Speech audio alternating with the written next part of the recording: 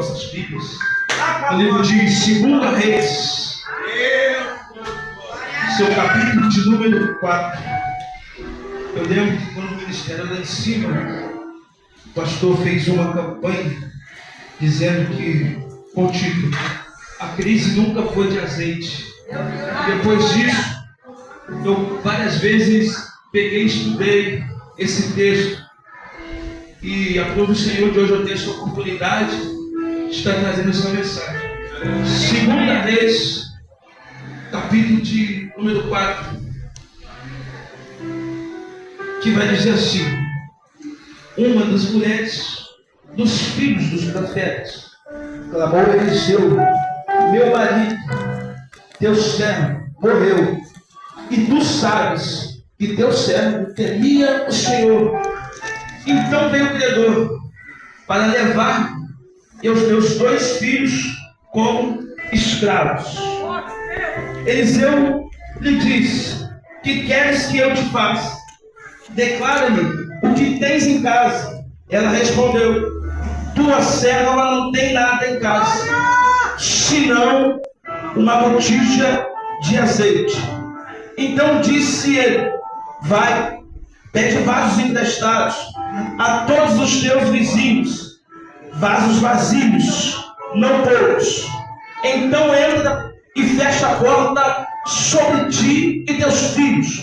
Deita o azeite, então, em todos aqueles vasos, e põe sobre eles. Depois que os vasos foram cheios, disse a mulher ao seu filho: traz-me outro vaso. Porém, ele respondeu: não há mais vaso algum. E o azeite parou. Versículo 7.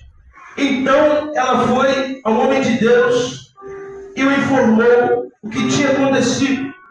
Ele instruiu: vai, vende o azeite, paga a tua dívida, e tu e teus filhos vivem do resto. Os irmãos podem se sentar. Deus, aleluia. A narrativa do texto agora vai trazer uma história de uma mulher que estava passando por um processo de dor, um processo de aflição, um processo de dificuldade, um processo que as coisas estavam dando errado para ela, um processo talvez de sofrimento, porque a própria Bíblia vai dizer que ela era viúva e agora tem os credores batendo na porta de sua casa, querendo levar os seus 2 filhos. Essa mulher já tinha perdido o marido, estava prestes a perder os seus 2 filhos também, para que pudesse pagar uma dívida. Dívida qual foi adquirida como? Estudando o texto. A Bíblia não vai dizer, mas se você estudar a história do texto, vai afirmar que aquela mulher, ela tinha um esposo. Segundo Flávio José, o nome do esposo daquela mulher possivelmente atendia por Obadias. Só que não só Flávio José vai afirmar que era Obadias o seu marido. Sempre também o estudioso vai afirmar que Obadias era o marido daquela mulher. Quem era Obadias? Obadias, ele era mordomo de Jezabel e Acabe. Ele não só era mordomo, como também ele fazia parte da escola dos profetas. Obadias, ele era um homem temente a Deus. Obadias era um homem que buscava Deus. Obadias era um homem que servia a Deus. E agora o que vai acontecer? Jezabel agora vai começar a dar ordem para matar todos os profetas. Jezabel agora vai dar ordem para poder perseguir os profetas naquele tempo. E Obadias tem a iniciativa de fazer o quê? De pegar os profetas e esconder dentro de uma caverna. O estudo vai dizer que aproximadamente 100 profetas eram escondidos e alimentados por Obadias. Ou seja, Obadias não podia somente esconder, Obadias também precisava alimentar. Então Obadias comprava pão, levava pão e levava água, levava pão e levava água, talvez por dias, por meses, por ano. E certamente a dívida foi crescendo, porque ele comprava fiado e não pagava, ele comprava e não pagava. Só que eu entendo uma coisa, pastor. Não tem como ser o profeta Obadias que esconde, porque Porque se ele era servo do Senhor, se ele era usado por Senhor, então foi o Senhor que escondeu através da vida de Obadias, e o Senhor também sustentou através da vida de Obadias. E se o Senhor fez isso, automaticamente a dívida não era de Obadias, a dívida era do Senhor. Glória a Deus, aleluia. E essa mulher agora tem os credores batendo na porta, porque o seu marido morreu e ela precisava pagar a dívida, porque segundo a lei daquele tempo podia se levar o filho, porque os credores tinham o pago da lei para eles fazerem isso. Então essa mulher, ela tem uma atitude. Qual atitude? Ela vai buscar Deus através da vida do profeta. Você não deu conta porque você não entendeu. Essa mulher está passando por dificuldade. Talvez ela poderia ficar em casa prostrada. Talvez ela poderia aceitar que os filhos seriam levados como escravos, mas não. Essa mulher saiu numa quarta-feira chuvosa como essa. Essa mulher saiu numa quarta-feira chuvosa como essa. E disse: não, aqui não, Satanás. A minha casa é do Senhor. Isso me chama atenção. Porque essa mulher não foi contar para qualquer um. Essa mulher entendia que o problema é espiritual. E não tem como você tratar alguém espiritual com almas terrenas. E essa mulher, ela entende que não adiantava ir no vizinho contar que os credores iam levar.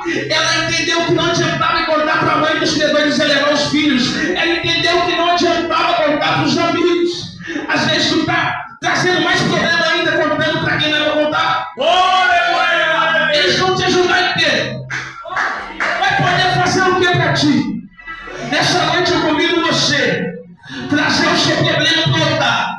Eu convido a você tirar o seu problema do WhatsApp. Eu convido a você tirar o seu problema do Instagram. Eu convido a você tirar o seu problema do Facebook. Eu convido a você parar de mandar mensagem para quem é para mandar. Eu convido a você a deixar o teu problema no altar. Porque quando tu deixa no altar, é o Senhor que cuida.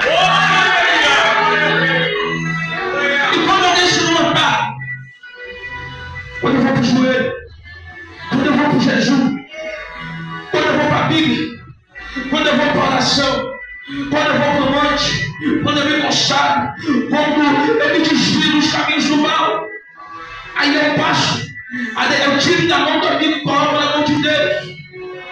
E essa mulher entende uma coisa: ela vai buscar Deus através da vida do profeta. E chegando até lá, não foi necessário, pastor, não foi suficiente. Ela só ia até o profeta. Ela chegou até o profeta e ele dá algumas direções para ela. E a primeira direção dele é: vai. Isso me chama a atenção, que quando ele fala para ela ir, quer dizer que ela tem que mudar o destino que ela está. Ela tem que sair da zona de conforto. Ela tem que sair do norte que ela está tomando para poder posicionar o milagre acontecer. Eu entendo que não tem milagre para quem fica parado, não. Está querendo viver providência, está querendo a vida mudada, está querendo transformação, mas não se posiciona. Aquela mulher, ela vai até o profeta, mas só ia até o profeta. Mas se ele até o profeta não é o suficiente. Quando ela vai até o profeta, ela vai buscar Deus através da vida do profeta. Quando você sai da tua casa, você vem buscar Deus. Está aqui o pastor, está aqui a missionária Japonesa, mas não é o suficiente. O suficiente é você vir aqui e ainda sem ter posicionamento. Glória a Deus, aleluia. Não é suficiente só querer sugar, não. O suficiente é você tomar vergonha na cara e pro joelho na alma do Senhor e buscar pela tua casa. E essa mulher entendeu. Primeira coisa é vai. Porque se aquela mulher fica parada, se ela não tem atitude de buscar aquilo que o profeta tinha falado, direcionado por Deus, os filhos seriam levados como escravos. Os filhos teriam que pagar uma dívida. E ela perderia mais 2 membros da família, porque ela já tinha perdido o marido. Mas não. Aquela mulher, ela decide tomar uma reação.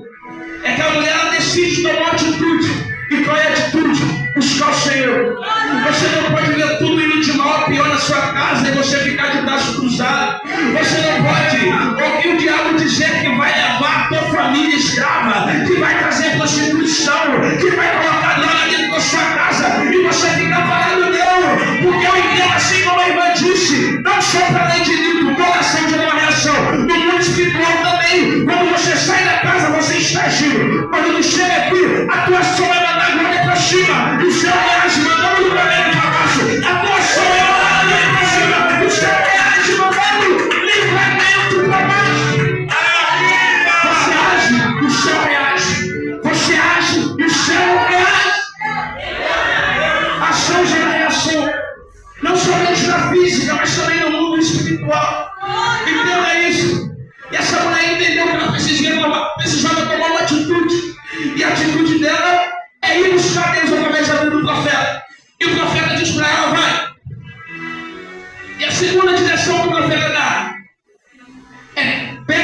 emprestado com os teus vizinhos.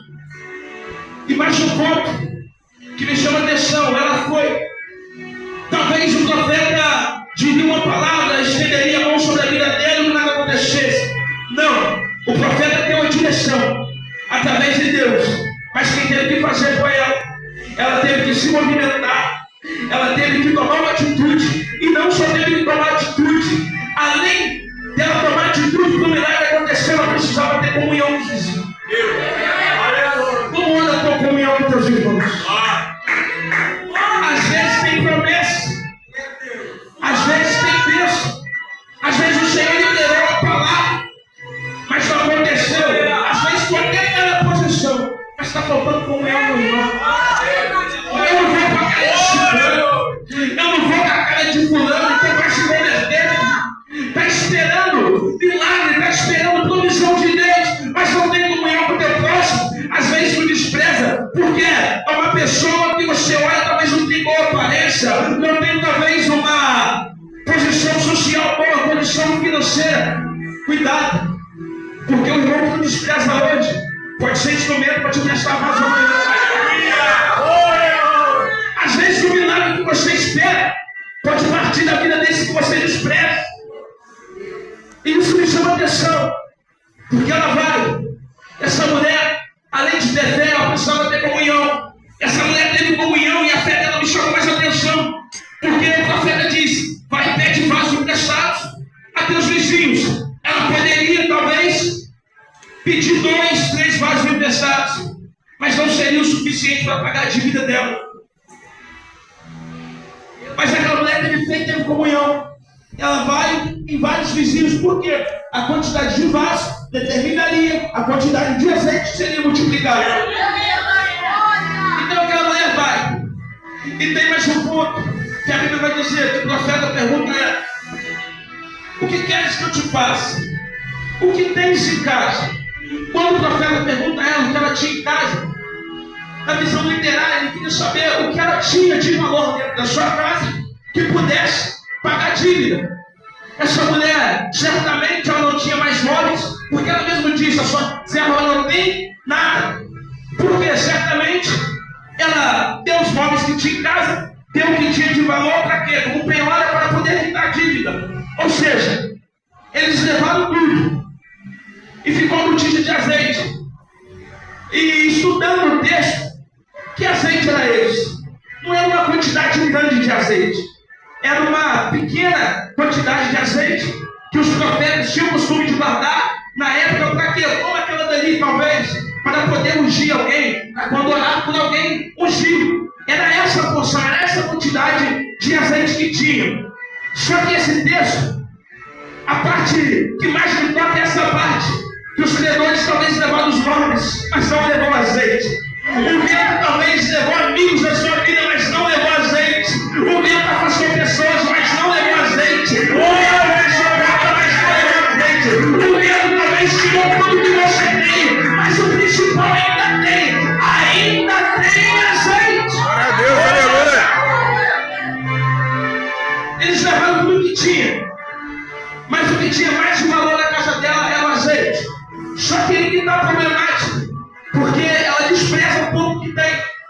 O profeta pergunta: o que tens em casa? Ela diz: a tua serva não tem nada. Só que ela afirma dizendo: a não ser uma botija de azeite. Então ela tem alguma coisa em casa. Para de desprezar, menosprezar o pouco que Deus te deu. Porque Deus não precisa de coisa grande para fazer milagre, não.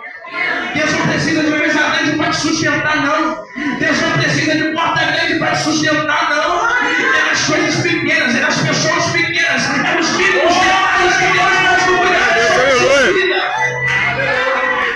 É pequeno, mas vem do céu. É pouco, mas ainda assim é de Deus. Isso me chama a atenção. Ela menospreza o pouco que tem, mas é o pouco que tem. Através desse pouco que tem a multiplicação. Outro ponto que me chama a atenção: o profeta diz: vai até a casa dos teus vizinhos, pede vasos, não poucos e muitos, mas vasos vazios. Por que ela pede vasos? Por que ele pede vasos vazios? Porque vaso cheio não tem espaço para armazenar azeite. Porque vaso cheio não tem espaço para receber azeite. Talvez tu saiu da sua casa dizendo: o que eu vou fazer na porta da resposta? Eu estou vazio, eu estou fraco, eu estou quebrado, eu estou caído. Mas se preocupa não, filho. Tu está no jeito que Deus gosta. Eu estou quebrado, mas é cheio. Eu estou fraco, mas é cheio forte. Eu estou vazio, mas é cheio. Cheio da presença de Deus.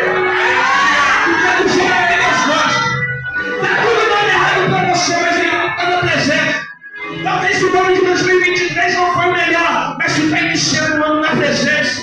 Talvez tudo deu errado, tu seu amigo chamou do horário, a porta se fechou, não se preocupa não. Tu ainda está na presença, está tudo dando errado, mas o Senhor nessa noite se levanta e diz: se preocupa não, no meu momento eu vou mover.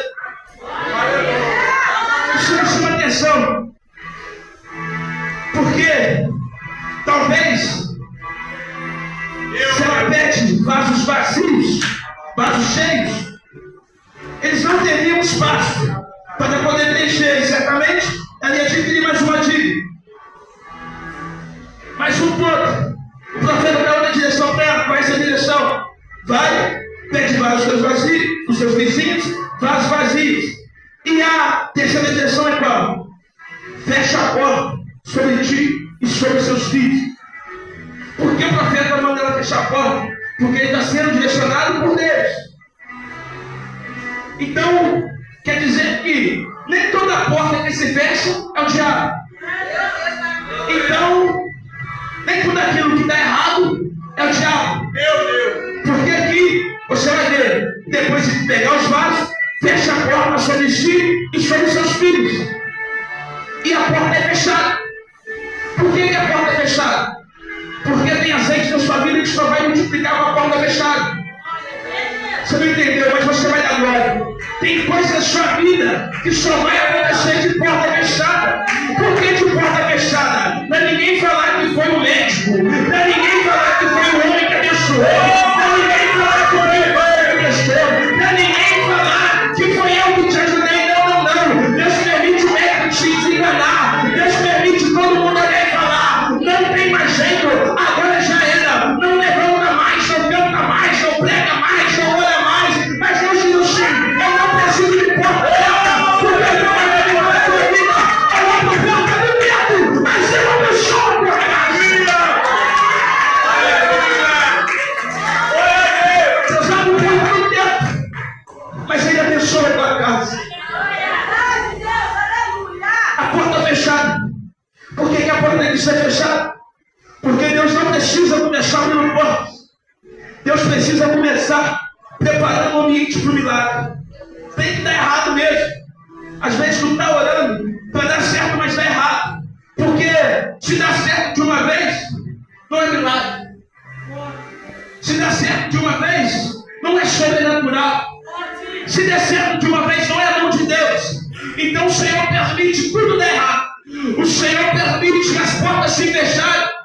Mas o Senhor colocou uma coisa no meu coração. Eu tive um tempo que fiquei desempregado, logo quando a Larissa engravidou do Arthur. E eu lembrei dessa mensagem. A porta estava fechada, mas o aluguel não estava pago. A porta estava fechada, mas a conta de água, a conta de internet estava paga. A porta estava fechada, mas a minha geladeira não faltava nada. A porta estava fechada, mas a minha casa ainda tinha provisão. Você falou, quando Deus se coloca numa guerra, Ele te tira dela. E quando o Senhor fecha uma porta, Ele te sustenta nela. Quando Deus fecha uma porta, Ele manda provisão. Fica tranquilo. Porta que Deus fecha, pode ficar tranquilo. Mesmo ela fechada, ainda vai ter provisão. Mas o ponto chave da pregação. Agora Ele vai falar para ela: fecha a porta sobre ti e sobre seus filhos.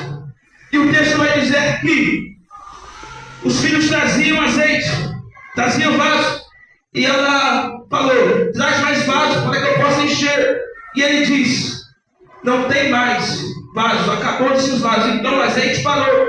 Ou seja, isso me chamou a atenção. O filho estava trazendo vaso e ela estava enchendo. Eu falei isso no início da mensagem. Quer dizer que o profeta deu a direção. Os vizinhos emprestaram os vasos. Os filhos trouxeram os vasos. Mas quem teve que derramar o azeite? Você vai dar glória. O profeta dá a direção. Os irmãos emprestam. Os filhos trazem. Mas quem derrama o azeite? Tem coisa que só vai acontecer quando você se posicionar. A pregação de hoje não é nem multiplicação de azeite. A pregação de hoje é posicionamento. Por que eu estou dizendo isso? Porque sábado à noite do irmão Gilson, Pedro Gilson, sua esposa, o Senhor me deu essa mesma mensagem lá em cima. E eu não consegui sair dela durante esses dias. E o Senhor falou muito comigo sobre posicionamento. E no final da mensagem eu vou dar um testemunho que nem o pastor está sabendo aí. Então, é muito forte. Aquela mulher, ela vai até o profeta dá a direção, os filhos trazem os vasos, mas ela que precisou ter um posicionamento de quê? De derramar o azeite. Tem milagre que só vai acontecer na tua mão. Tem coisa que não adianta você esperar de um, esperar de outro, não. Tem coisa que só vai acontecer na tua mão. Tem promessa que só vai cumprir na tua mão, porque é seu.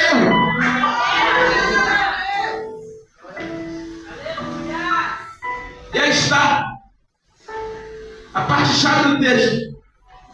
Se aquela mulher fica em casa, se aquela mulher não reage, se aquela mulher não se posiciona, mesmo ela sendo serva, mesmo o seu marido sendo servo, tudo ia de mal a pior. Mas não, ela era alguém diferente. Sabe por que ela era alguém diferente? Porque senão o Senhor não escolheria o seu marido para poder ficar por conta dos profetas. Porque Deus não escolhe pessoas sem compromisso para poder cuidar da obra. Porque Deus não escolhe qualquer um para poder trabalhar na obra. Ou seja, Deus agora usa Obadias para poder cuidar dos profetas. Deus agora usa Obadias para poder sustentar os profetas. E quando o Senhor faz isso, é Ele dizendo para Obadias: fica tranquilo, porque quando tu cuida da minha obra, eu cuido da tua casa. Porque quando tu faz a minha obra, eu faço para a tua casa. Porque quando tu zela pela minha obra, eu ainda zelo pela tua casa. Então por que a mulher vive da tua visão? Porque além de ela ser uma pessoa com posicionamento, o seu marido também era alguém obediente. Ele faz algo debaixo da direção de Deus. E o Senhor não deixa a casa dele perecer. Porque a dívida que fica depois da morte dele, quem paga é o Senhor. Porque ele faz dívida para poder cuidar das coisas do Senhor. E eu entendo que quando eu me posiciono como servo, verdadeiramente priorizando as coisas do rei, tem provisão para minha casa. Porque automaticamente não sou eu que estou fazendo, não é o Senhor. E assim foi sobre a vida daquela mulher. Não foi o profeta que fez, foi o Senhor. Porque o Senhor tinha uma dívida com aquela família. Melhor dizendo, porque o Senhor tinha uma promessa sobre aquela família. A promessa não foi lançada. Mas se você estudar, você, como eu disse aqui, é só questão de lógica. Ele faz a dívida para poder cuidar dos profetas, para poder cuidar dos homens de Deus. Então eu entendo que não foi ele que fez, foi o Senhor que guardou e sustentou os profetas. Se o Senhor guardou e sustentou os profetas, o Senhor também ia guardar e sustentar a casa de Obadias. O Senhor também ia guardar e prover a casa de Obadias. E eu vou fechar aqui. Eu não vou demorar muito. Eu quero contar um pequeno testemunho. Pequeno não, porque tudo que Deus faz é grande. Não tem como ser pequeno. Se Deus faz é grande. Eu, antes de encerrar a mensagem, eu vou deixar para a reflexão dos irmãos. Tendo uma coisa. Para viver provisão, para viver promessa, para viver milagre, tem que ter posicionamento. Aleluia! Se você perceber, o ano de 2023, a mensagem que foi pregada, E quando o pastor teve sua oportunidade, foi falando sobre você, foi mudança de comportamento. No início do ano é a mesma coisa, porque não adianta você querer ter a vida mudada se as atitudes são as mesmas do ano passado. Então nessa noite entenda, para tu viver a provisão do Senhor, tu tem que ter um posicionamento diferente. Para tu viver coisas diferentes, tu tem que ter posicionamento diferente. E nessa tarde, eu de manhã ele acordou para a Larissa, o pastor tinha me ligado, o pastor ligou para ela falando que ia pregar. Ele nem pergunta se dá para pregar não, irmãos. Ele fala, vai pregar, hein? O pastor é assim. Então, eu acordei, então quando foi 9h10, eu entrei para dentro do quarto. E a minha oração é, Senhor, já tem um tempo que eu estou trabalhando à noite. Senhor, já tem um tempo que eu não consigo estar em todos os cultos. Senhor, já tem um tempo que as coisas não mudam.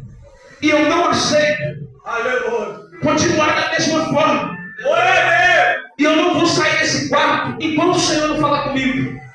Eu entrei às 9h10.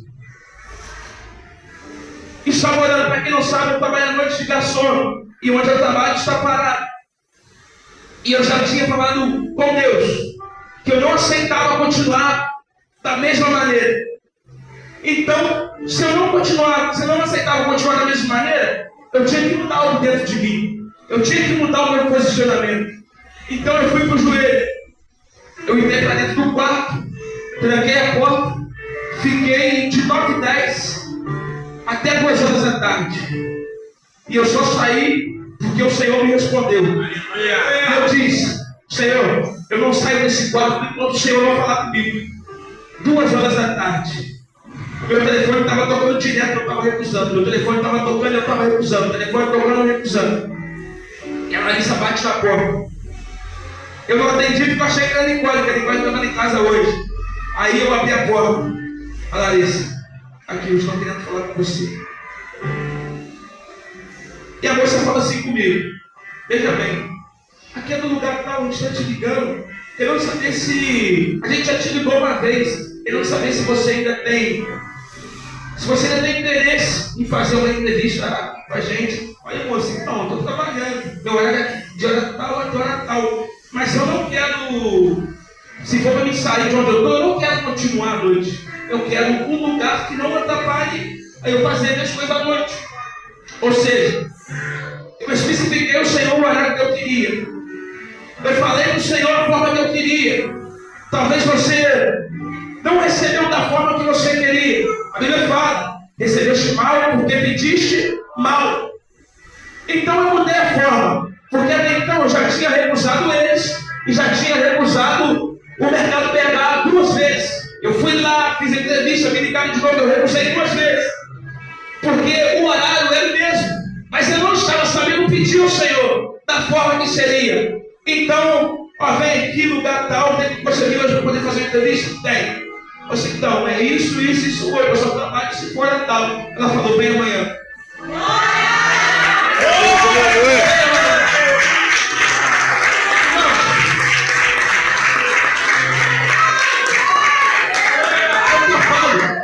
Posicionamento. Na primeira provisão é posicionamento, mas não adianta a porta se abrir e eu fazer as mesmas coisas que eu fiz ano passado. Não, a porta se abriu, eu tenho que agarrar a oportunidade e ter um posicionamento diferente. Aí isso que aconteceu. Eu falei com a Larissa, eu vou ligar para as pais, não, conta lá no culto.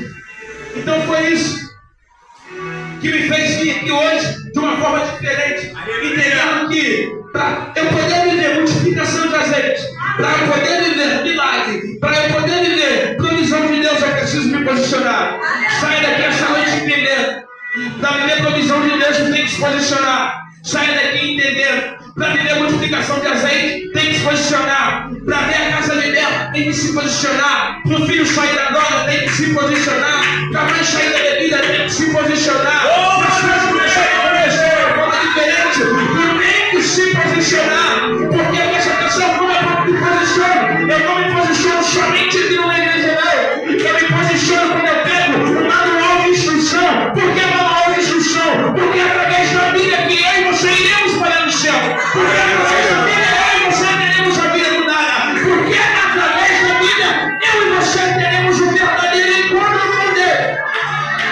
Deus, aleluia. O que vai me fazer mudar de posicionamento é isso aqui. O que vai fazer você mudar de posicionamento ainda é isso aqui. Sai daqui entendendo. Coisas novas, posições diferentes, para viver milagres.